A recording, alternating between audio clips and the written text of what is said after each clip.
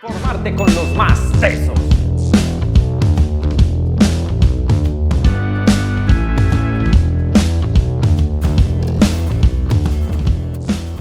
Comprender cómo se comporta el movimiento de un cuerpo a partir de las fuerzas aplicadas sobre él mismo. Miremos el siguiente ejercicio de física que está directamente relacionado con el reto. Se desliza una caja sobre un plano inclinado. Entre la superficie del plano y la caja existe una fuerza de rozamiento. Si el ángulo del plano inclinado aumenta, se puede concluir que A. Aumenta la aceleración de la caja y disminuye la fuerza de fricción entre la caja y la superficie. B.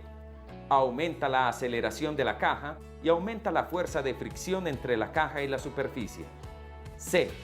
Disminuye la aceleración de la caja y disminuye la fuerza de fricción entre la caja y la superficie. D. Disminuye la aceleración de la caja y aumenta la fuerza de fricción entre la caja y la superficie. Y para resolver este ejercicio, vamos con el profe más teso en física. Él es Wilner Porras. Adelante, Wilner.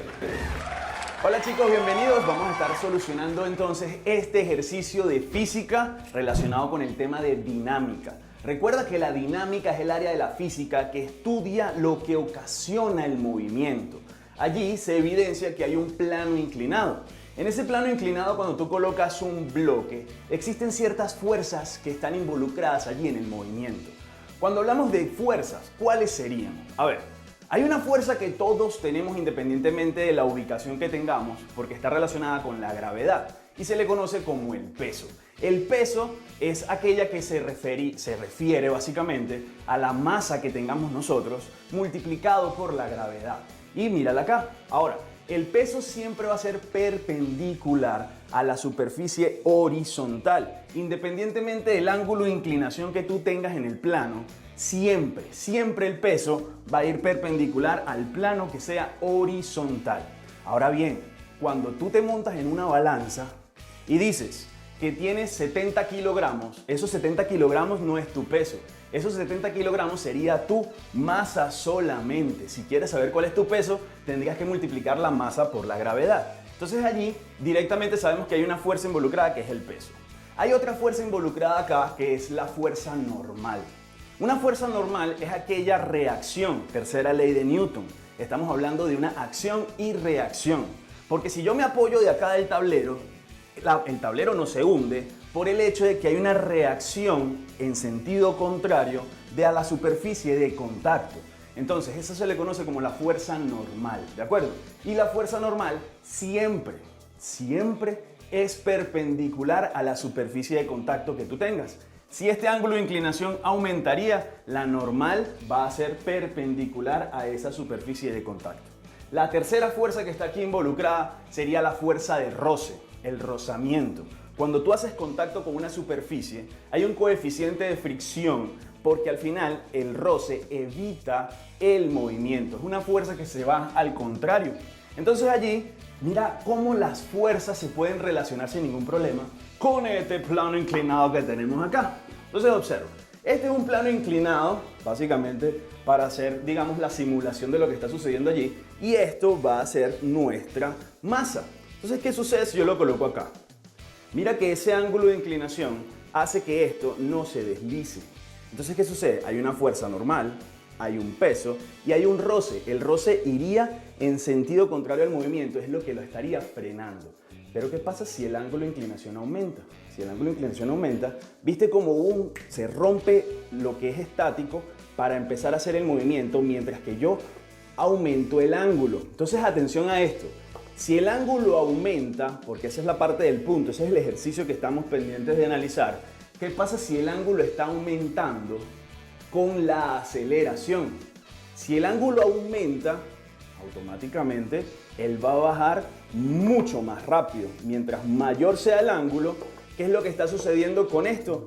Se está deslizando cada vez más rápido.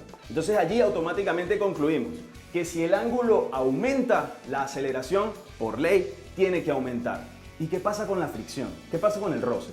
¿Aumenta o disminuye? Piénsalo un momentico. Ajá, vamos a ver. El roce, al final, está conectado con la normal, con lo que es la normal con respecto a la superficie. ¿Qué pasaría si yo lo coloco completamente vertical? Esto se cae. En otras palabras, básicamente no existiría normal. No somos Spider-Man para quedarnos allí pegados, ¿cierto?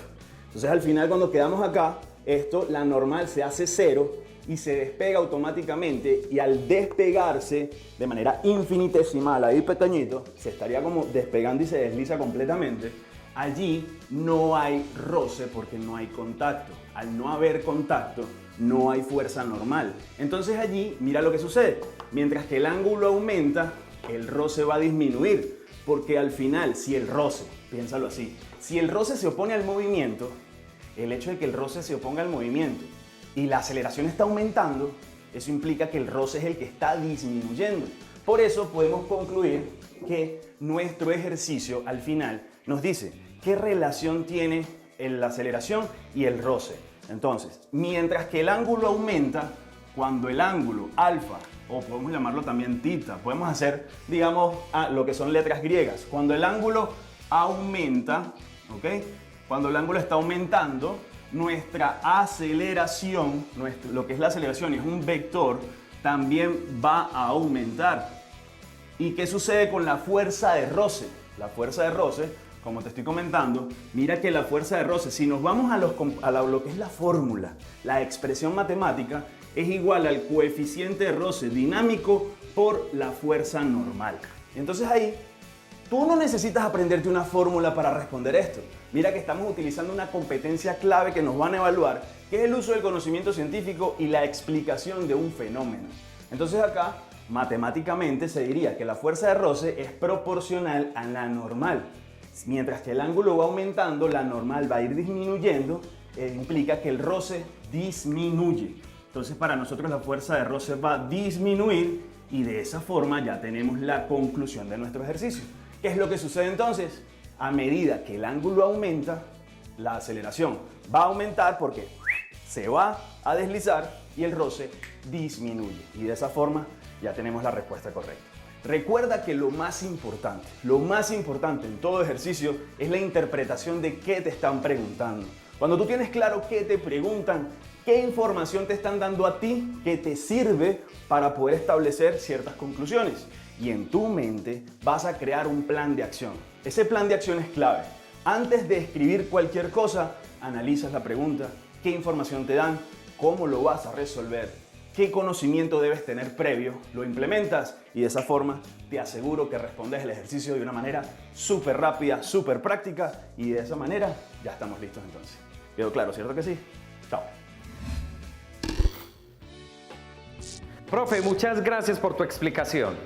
Y ahora hazlo. Ingresa a nuestras redes sociales como @grupoformarte. Allí te vamos a dejar ejercicios de física para que sigas practicando y afiances estos conocimientos. También en nuestro libro, aquí te dejamos las páginas donde también los puedes encontrar. Vamos con el siguiente reto. ¿Es posible aprender algo dejando que vuele tu imaginación mientras estudias? La respuesta al volver de comerciales. Se ha demostrado que soñar despierto aumenta la capacidad de comprender mejor un tema. Einstein decía, la imaginación es más importante que el conocimiento.